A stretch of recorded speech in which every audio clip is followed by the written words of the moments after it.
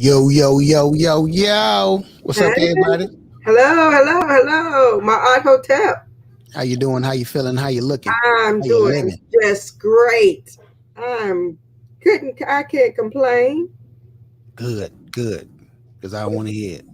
Wouldn't do any good if I did. That's right. I So I want to ain't hear it. gonna complain. I ain't gonna... So, got a couple good topics today. Yes, we do. Uh, you want to talk about the first one that you want to bring up? Yes, yes. The Yeah, one about because the first one you want to talk about that came from an article you saw about Dr. Dre, right, and his daughter. that's the second one we're gonna talk Second about. one. The Okay, the first one first we're one. gonna talk about is something that's just happened, and I think this is going to be a lot more of this happening, and we just got to get ready for it. And that's this vaccine mandate, the vaccine mandate. And I'm going to read something to you where how all this came about. Okay, this is in Boston, and this is a sister. Her name is Mayor Janey, and she's the first woman and person of color to serve as mayor. Said her city will not require Bostonians to show proof of vaccination to enter indoor restaurants and entertainment venues, noting there's a long history in America of people needing to show their papers. She said during slavery, post slavery, as recent as, what the immigrant population has to go through here, we've heard Trump with the birth certificate nonsense, said Janey. She further defended herself by saying, what I said was there is a long history of asking people to show their papers. What our focus here in Boston is in making sure that everyone has access to the vaccine, making sure that we are doing everything to vaccinate our workforce in the city of Boston, making sure that our residents have access to the vaccine. She said that's what she's required to do, and that's what they're doing. Okay. The mayor's press office also issued a statement on Janey's remarks saying, earlier today, I pointed out several hurdles facing communities of color with lower vaccination rates. These hurdles should not be excuses, but we must consider our shared history as we work to ensure an equitable public health and economic recovery. And on that note, also we talked about this too in New York, Uh huh. New York City. I think they've already done this from my conversation with you Yep. require proof of COVID-19 vaccinations for anyone who wants to dine indoors at a restaurant, see a performance, or go to the gym.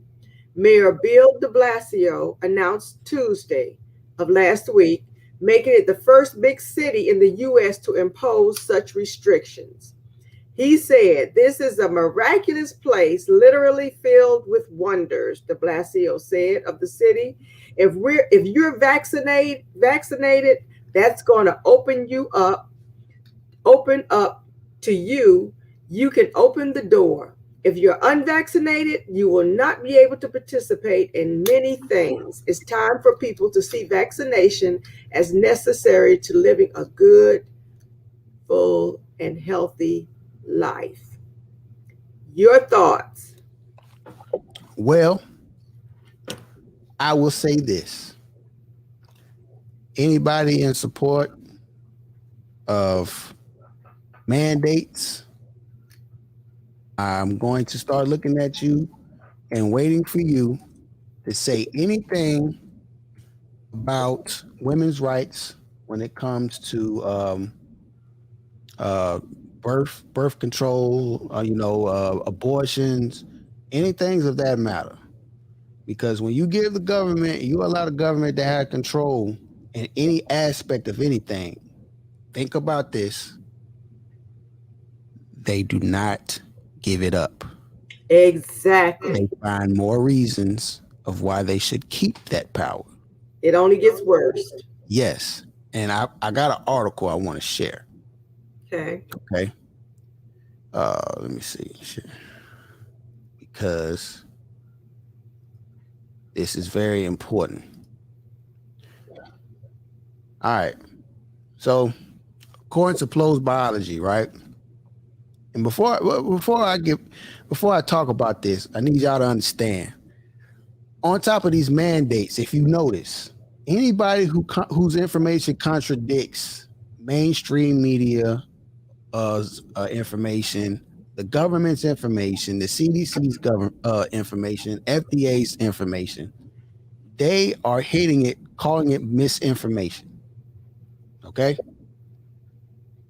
If you have not been paying attention, well, if you have been paying attention, you will know that President Biden, President Trump, the CDC, news media have all given out misinformation themselves. Okay? Because before, remember now, President Biden and the CDC both said that if you're vaccinated, you don't have to social distance and you don't have to wear a mask. Right. Now, what are they saying? You got to do people who are vaccinated are just as well passing it, just like people who are unvaccinated. So there's misinformation going around on all sides. So why can't people have information that contradicts the information coming from the powers that be? Well, here we go. This is some of it, right? Abstract. Because some vaccinations drive the evolution of more virulent pathogens. Conventional wisdom is that natural selection will remove highly lethal pathogens if host death greatly reduces transmission. Vaccines that keep hosts alive but still allow transmission could thus allow very virulent strains to circulate in a population. Here we show experimentally that immunization of chickens against Marek's disease virus enhances the fitness of more virulent strains, making it possible for I'm tongue-tied right now. Hyperpathogenic strains to transmit. Immunity elicited by direct vaccination or by maternal vaccination prolongs host survival, but does not prevent infection, viral replication, or transmission, thus extending the infectious periods of strains otherwise too lethal to persist. Basically what they say, I'm not going to keep going. But you know, when you take vaccination for polio and all this other stuff, you know, vaccination that you take when you're a baby or whatever, right, you don't have to take it again. Right. You don't take the same vaccination twice, right? I'm 67 years old. I took a vaccination before we started school when I was six or whatever. I never had to take another one. So basically what this article is saying is that since the vaccines that they're giving out now does not make you immune to COVID, that's why they're having these extra variants and it gets stronger because it's the host is still able to live. Okay. It's not the unvaccinated who is causing the mutation and the ones who are passing it through to everybody. But a guy who I got this information from who told me about the article, Joe Rogan, on Joe Rogan's podcast, he was talking about how there were doctors and people who specialize in viruses and disease. They will have these conversations with him, but they won't make it public because there's a thing going on right now where people who give out information that debunks what the powers that be are telling people, they're labeling as misinformation. They're taking down their videos. They're taking the whole channel down. They're suspending their social media accounts for misinformation. Right. Now, if that don't make you feel some kind of way when you can't, like right now, freedom of speech does not even apply. Right. There's no freedom of speech right now when it comes to COVID. That's right. And let me tell you this. The CDC director, Rochelle Walensky, said this: fully vaccinated people who get COVID-19 can transmit the virus. So it's not just the unvaccinated that's transmitting that virus. It's the ones that's vaccinated also. And what has happened is the vaccinated, because they were told you don't have to wear a mask, you don't have to social distance, they started going out, doing everything, probably had the virus, and they passed it on to the unvaccinated. So, I mean, it's just a lot of information that's not really being told, correctly. Yeah, it's a lot of misinformation out there. Misinformation, right, Yeah. right. And I don't know how many people keep track of United States population, right? I did these numbers earlier this week, okay? Right around the middle of the week, Wednesday, Tuesday, Wednesday. Just think about this. US population is 331,114,317. Okay? Okay, US cases 35,371,432. All right. Now, let's just go by off of population to COVID cases. okay, That is 10.7% of America's population is caught COVID. okay, Okay, according to the numbers, that averages. I mean that would equal out, round it up to 11%. okay, Deaths, according to the population, U.S. population, the U.S. deaths is 614,458. That equals out to 0.18% of America's population. say 0.2%. Right. If you want to round it up, 0.2%. 0.2%. Okay. So now let's just ask an honest question, right? Because I will never ever say, I would never ever dehumanize the 614,000 lives over Right. Yeah, that's past, right? That's devastating, right? But just hear me out. Just hear this right here, right? If somebody was trying to get you to take something and trying to use fear, right? If they told you that 0.2% of America's population is going to kill them, ask yourself a question. Would you rush out and go put something in your body that has not been FDA approved, that has not gone through the proper channels as far as years of testing, not months? Right. Okay. And what happened to all of the people that they say that die every year from the flu? Yeah, they lump that in with COVID. And then now they're saying that they're trying about the flu. Right. Now they're trying to say that they're trying to halt on these numbers so that they can differentiate between regular flu and COVID, which they not going to be able to, Right. But like I said, it's the numbers, like I said. But if I'm trying to scare you into say something, if I want to be successful in scaring you something, I'm not going to tell you the 0.2%. I'm not going to give you that number. No, I'm going to give you 614,458. I'm going to keep pushing that in your face because that's going to scare you. Right. Because every day I'm going to show you on in CNN, NBC, all of those news stations that's controlled by the government. I feel it's controlled by the government. It's controlled by, those that's trying to push this. Every day they're going to show you, okay, it's going up. It's this many thousand. Now it's okay. Now it's going up. It's this many thousand. We lost so many thousand today. We've done, whatever. And that's tragic. It really is for people to die like that. But why are they using fear? Why are they using fear? And then I sent you that recording of that young girl over in Israel. It's even worse over there. Yeah. They are mandating it, period. They're mandating it, period, in Israel. And and she said the same thing. Why are they using fear? Why are they using fear?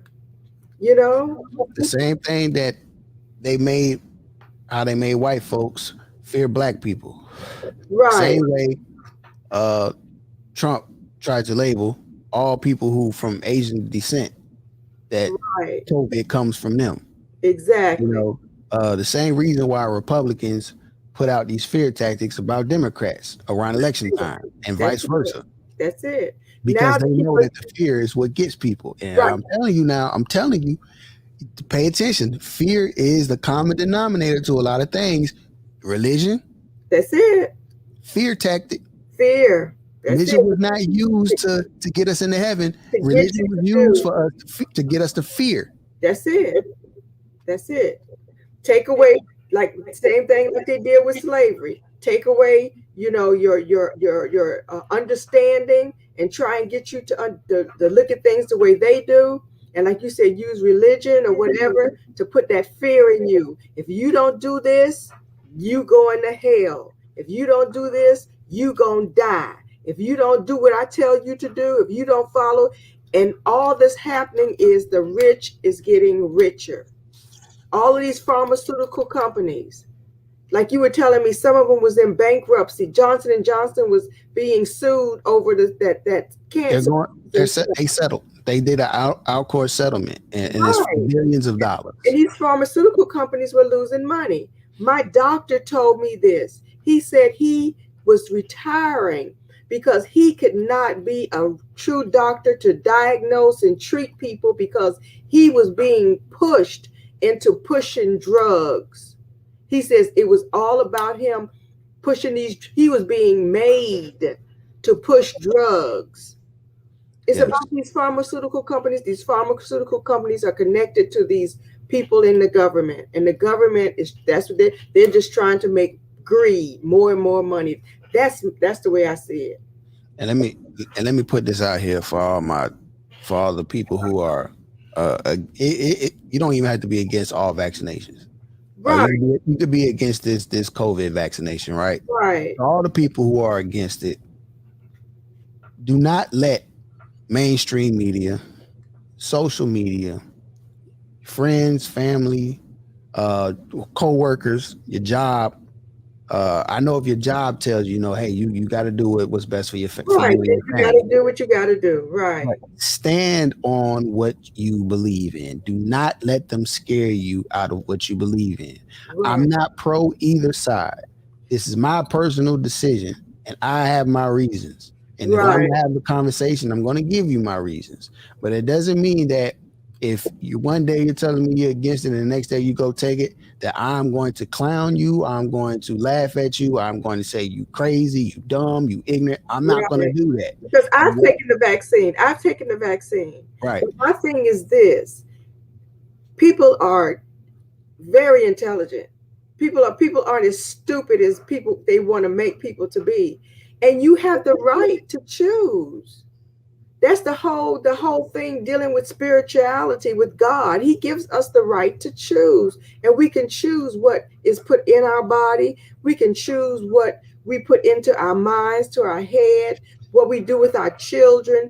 We have the right to choose. And that's what I don't like about it. It's like they're trying to take away your right to choose, and if whatever you decide to choose, you have the right to make that decision. If you decide not to get the vaccine, hey, that's your choice. If something should happen, that's on you. But the thing is, if you decide to get the vaccine, fine. But don't try and take away my right to choose. That's right. God gave me that right to choose. So that's what I don't like about it. Don't do that. Don't do that. If you want to get the vaccine, fine. That's great. That's what's right for you. Yeah. And if you're having a conversation with friends, family, co-workers, whatever, right? Don't fall out with them. Yeah, don't fall out with them. And if they bring up that, our children have to take vaccines to be able to go to school. I got some information for you. All right. My wife put me onto this and I looked it up.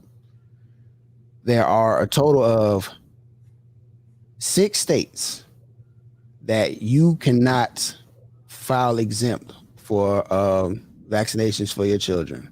California, Connecticut, Maine, Mississippi, New York, and West Virginia.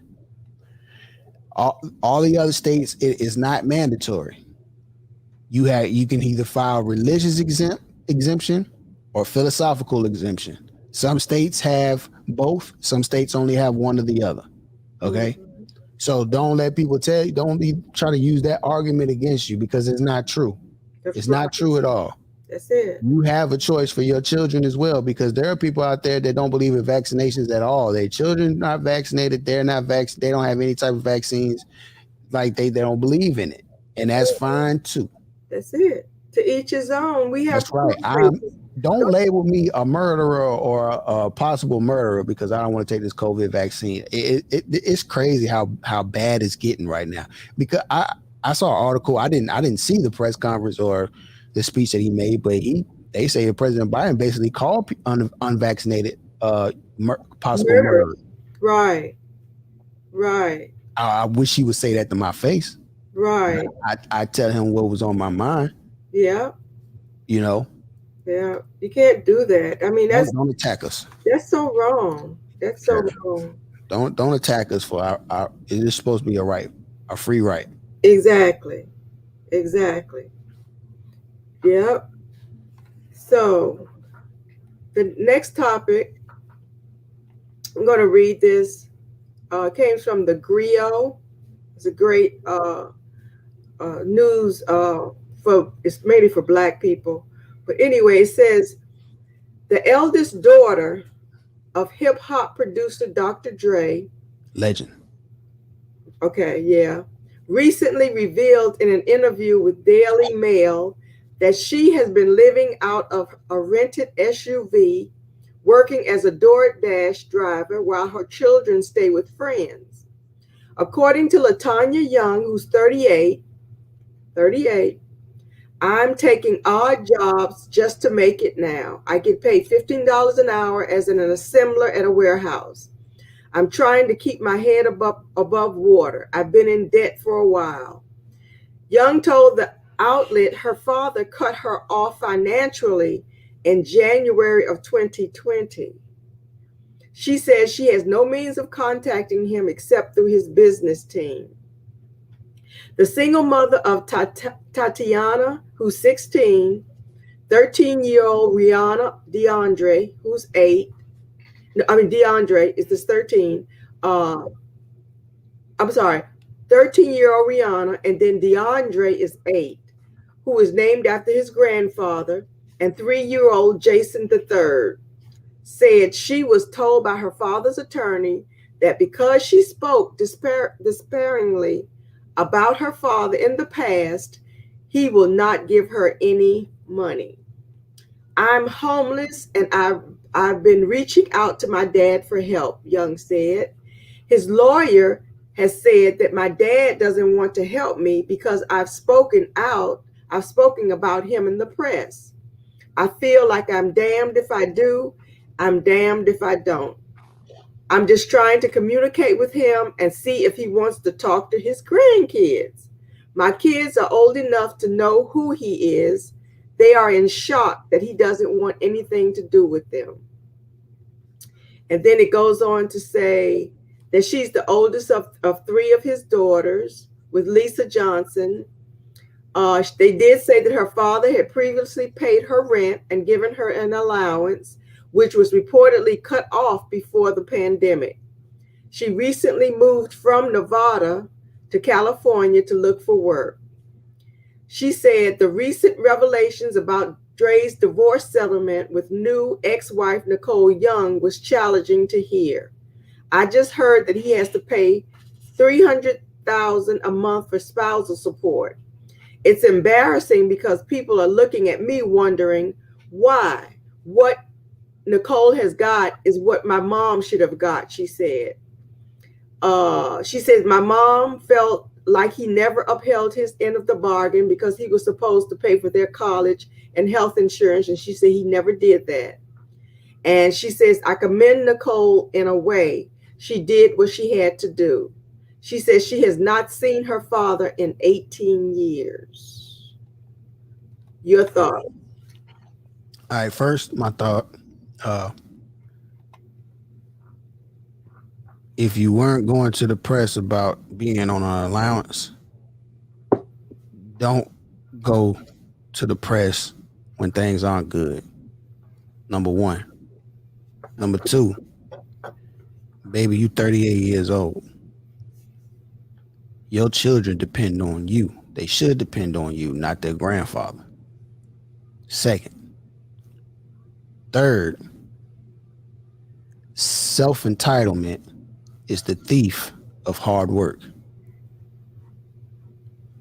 Please, all the parents out there, quite sure you got a good idea which child is going to feel entitled. You might want to go ahead and nip that in the bud now before they get that out there in the world and possibly drag you into some financial situations that might affect your household that you are responsible for when you're no longer supposed to be responsible for them financially. Number 4, if you want to take care of your kids for the rest of their life, that's on you, but you get what you get. And I'm gonna promise you, I'm gonna tell you something. When you leave this earth, that child ain't gonna know how to fend for themselves. It's not a good thing. You need to be teaching your kids independence from the time that they can take 2 steps. You need to start teaching them independence. I think that she should have kept her mouth shut about that man's divorce. I think she should have kept her mouth shut about what her mother didn't get, because Dre's net worth was nowhere near what it is now. That's why that woman's getting $300,000 in alimony, which I think is robbery in itself. So in my mind, he has every right to cut her off. There's no law, there's no moral law, unwritten rule that you have to take care of your kids for the rest of their life into adulthood. Don't matter how much money you make. There are a lot of wealthy people out there that tell their kids, hey, this is my money. Just because I'm rich don't mean you're rich. You just got rich parents.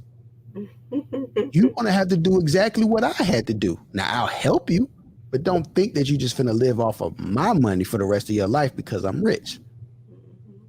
I want to know before I leave this earth that you can take care of yourself. That's what every parent really wants at the end of the day, for you to be safe, for you to be healthy, and for you to be able to fend for yourself and take care of yourself when we're gone. Right. So obviously, this 38-year-old woman, this heathen child, was not supposed to be having no kids. And she's on an allowance from her daddy up until 38 years old. That means to me that she had no intentions of making her money work for herself. She was just constantly thinking that her dad's just a money tree. And that tells you possibly what she thought of her father. We don't know the specifics of the relationship between him and her mother, or the specifics of the relationship between him and her. It's probably people that probably know them, and it's like surprised that he even was giving her money. They probably felt like, man, boy, she better be glad, because how she's treated him, or how she's acting, or the stuff that she does. If I would have been cut her off. And this probably was the last straw for him. Yeah. Like, don't bite the hand that feeds you, people. Learn from this. Yeah. Don't bite the hand that feeds you. My point to it is first of all, we don't know. We're only hearing her side of the story. So I'm going to give him benefit of the doubt and say that, we're not know everything that happened. And I also take into consideration, like you said, that she says it wasn't until 2020, January 2020, I think it was, that he stopped giving her an allowance. Okay, so he was still trying to, whatever. And I understand all of that. The only problem I have is those are your grandchildren. Okay, he doesn't have to give her an allowance. He does not have to do anything for her because she's a grown woman. But those grandchildren, he should have a relationship with them. But what if she made a rule that if you don't financially help me, you don't see the kids? Okay, but that's different. That's different if she does that. But that 16-year-old one, I think one of them is 16. She can, or he, I think it's a girl, I can't remember. They can contact. Well, she says the only way they can contact him is through his business. So she undoubtedly, if he's got her cut off that much where she can't even contact him at all, something really bad must have happened. But You know, still, if that happens, say with God forbid, but I know it would never happen between me and you. But say that something like that happened between the two of us, and I had the means, and I knew you had my grandchildren. I'm gonna make sure my grandchildren are okay. I'm gonna make sure of that. You know through what me, I'm saying? Huh? through me. No, not through you. That's what Through I'm saying. Yeah, through however way that I need to do it, I'm gonna make sure they're okay. Let's be real. Let's be real. We know people who are going through this similar situation, and we know how trifling kids can be when they got grandkids and they try to use them against you to get what they want. That's true. And the only way, We know that. to get to them is through me. Like how Right, Jesus says, the only way through my Father is through me. right. So let's be real. That's true. If That's true. I'm that trifling, don't think that I wouldn't play that card of, hey, no, you can't see the grandkids. You can't. No, I'm going to use that against you to get my way. That's true. You gonna have to go through me. Yeah, because that, like you said, that's something personal right now going on. So I understand that, but I'm saying that if any way possible, because I have my way of still doing some things. Yeah. Okay. Because I know how to work around it or whatever. But if he can't, if it's any way that he can, he needs to make sure that his grandchildren are okay. Because it's not their fault. It's not their fault that if the mom is stupid or crazy or ignorant or trifling, it's not their fault. So if it's any way that he could work around her to try and help them, because she was saying that the children are living with someone else while she's doing what she's doing. However way I would contact that person that they're living with, just to make sure that they're not, that they're being fed, or that they need clothes, or they need shoes, or you know what I'm saying? I would do that. That's the only thing I say that I don't agree with. If that's the case, I'm gonna make sure my grandbabies are okay. And that's just me. And to speak to her character, because this irks me, because I have loved ones that's dealing with kids like this. Based off of her, just going off of her character. Why wasn't she saying how her mother should have gotten all this stuff, blah, blah, blah, whatever, during those years that he was taking care of her? Right. Why is she saying something now? Right. Versus if you had that same energy while he was taking care of you, that's one thing. See, I always have a problem with people when I tell this tell-all, come out with a book and have a tell-all tour and all this other stuff when somebody's no longer dealing with that person. Exactly. That's it. Or they'll wait till the person die or something, and then all of a sudden they want to tell all of this stuff like they were just such bad people when they're not there to tell their side of the story.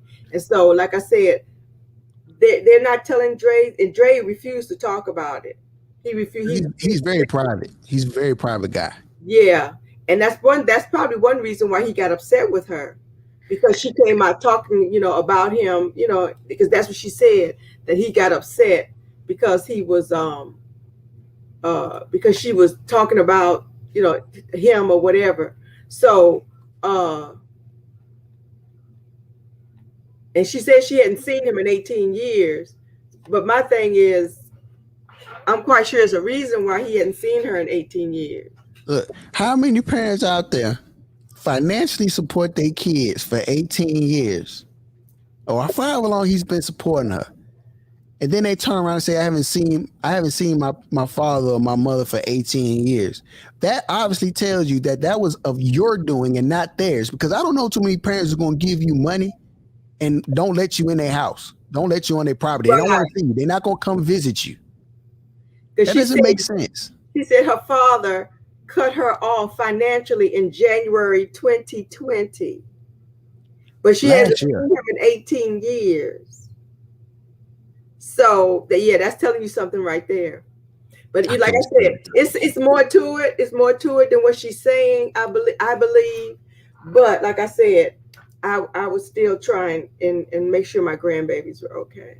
And he probably is. You know, he's And she probably probably is. just, and she probably just not saying anything about that. He's probably done more for them grandkids than anybody else that they know. Right, You know, right. and to get to more of a um, general aspect of the conversation and not so specific on that situation that we don't know too much about. But let's bring it home to the more relatable situation because I doubt anybody on here is worth $1 billion and can put their Right, food on right. house and stuff. And Go ahead. my thing is if I have children in which I have you are, and they are respectful, they don't give me any problems, and they fall on hard times, That's I'm one gonna thing. help you. I'm gonna help you. You know what I'm saying? I'm gonna be there for you and I'm gonna help you. Now, on the other hand, and I don't care how old you are, you know, you could be 20, 30, 40, 50. If you fall on hard times, I'm going to do my best to help you, you Yeah, know. But if you are disrespectful, if you don't show appreciation for anything and you just trifling, I don't care. because I don't care. I because don't care. the key word is have to, Right. supposed to, I don't have to do this. and you not supposed to. Right. I'm Right. grown. That's it. If you say, baby, I'm sorry, you're gonna have to figure it out. You're gonna have to That's find it. a way. That's it. Not 10 times out of 10, an entitled child automatically feels like when they're in a bind that they usually put themselves in because they're poor decision making. They Right. feel as if it's the parents' job to bail them out. Still, it don't matter how old they are. That's it. I'm telling you, I'm trying my hardest not to put names out there and put people on Front Street. But I'm telling you, when I saw this article, I immediately caught fire because I saw exact faces that matched that description. Yes. I've Exactly. seen the exact faces that Yeah. match that description. And Yeah. let me tell you something. I'm telling you, of a father of 4 daughters, I'm telling you, I'm preparing them. I'm telling them everything they need. I'm telling them everything they need to know as they get older, and I'm letting them know. I've already had this talk with my oldest, Kiara and Tiana. I Yeah. told them, I said, let me tell you something. When you get out there in life, I'll be there to help you. But let me tell you something. You only got so many times because decisions that you make when you move out on your own and you think you've grown, they're going to affect you. I'm not going to Yeah. allow them to always affect me in my pockets because I have a house, I have things that I have to maintain. Exactly. Okay, Exactly. so don't ever. And I told him, I said, don't you ever walk around here feeling entitled. Right. Entitlement is the thief of hard work. And let me tell you something else that personal experience that children will do. If you made a mistake, when you say when the child was young or something and something happened and you made a mistake and it was detrimental enough that it affected them, uh, where something happened in between them and their mom or dad or whatever, and some children will try and hold that over you and to make you feel guilty And that, okay, if this hadn't happened, I wouldn't have been this way. Or, hey, it comes to a point when you're grown, get over it. Get over it. that's It's right. over. The That's right. person, you made the parent or whatever made the mistake. They made the mistake. It's time for you. You're grown. It's time for you to move on. It's time Ma, to move on. do I got ghetto stories to tell about my childhood? No. You don't think I got any ghetto stories to tell? Ghetto. Yeah, not being in the ghetto, but it's a slang. Ghetto stories to tell. Like, Tribulations, trauma growing up. oh, yeah. How many times have I ever used that against when my back's against the wall or I'm No, down and out? How many never, times have I ever? never, never, How many never, times have I ever used that you you and my dad weren't together never, as an adult? never, As a ever. child, that's one thing, but as an adult, I'm talking about adult. As an adult, right? Never. Even as a child, you didn't. That's what Never. that's what I'm saying. I think after my generation, maybe I would say after Candace's generation, These kids just got a lot of, I ain't gonna say all of them. A lot of them got soft. Yeah.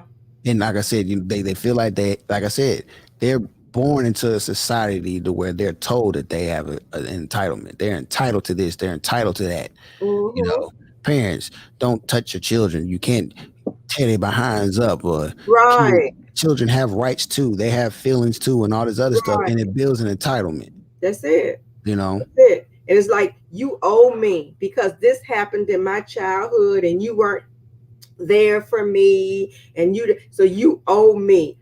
Hey, I don't owe you a damn thing. Don't owe you nothing. Nothing. I didn't ask to be here. Well, you didn't ask to leave either. Exactly. You could always go. There you go. I mean, it's a bridge right there. Go ahead and go. You know. And the thing is, they're so angry, but yet they still want to be around you. They still want to, you know, well, when something happens, then they want to come and I need, can you do this? And then after that happens, then they don't have anything to do with you, or they try to cut you off, or I don't have time for that drama. I'm going to cut you off. That's right. That's right. I don't have time for that drama. I apologize to my dad for when I cut him off from his grandkids.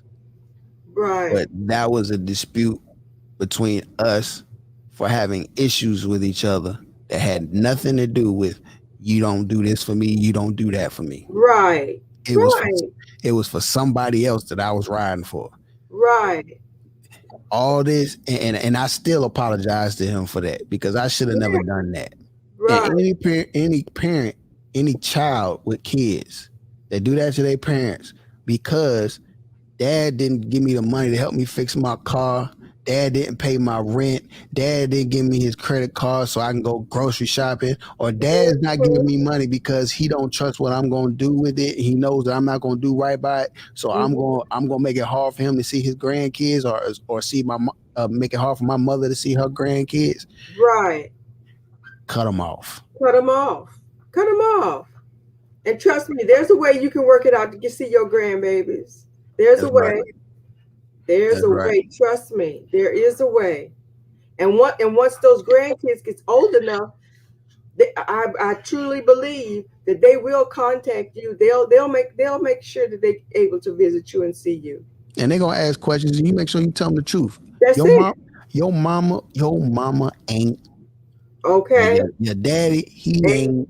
Exactly. Tell the truth.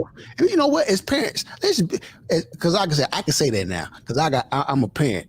Parents, be honest with yourself, okay? Right. Yeah, we all like to think that our children are the best thing in the world and all this other stuff. Be honest. Even if you say it in a room by yourself, there are parents out there that have a child or two that ain't. That's it. I'm gonna say it. They ain't shit. That's right. They're not. Probably ain't gonna never be. Right. Shit. That's it. They wasn't shit from the time they got here. That's it. So why you think they're gonna be something else? They probably always ain't gonna be shit.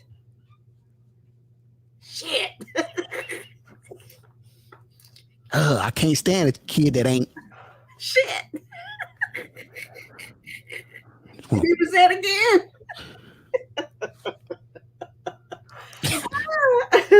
Oh man, I be feeling so bad. I be feeling so bad for the parents that's going through it. And some parents are they're good parents. They love their kids and they're trying to do, to say, hey, okay, I made a mistake, but that's in the past. I'm doing everything I can to prove to you that I love you and blah blah. And it's never enough.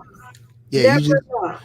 And as a parent, you just keep thinking about when you was holding them in their arms, right? When they took their first steps, my baby. Time they said mama, dad, and you just keep going back to that. But come back to reality.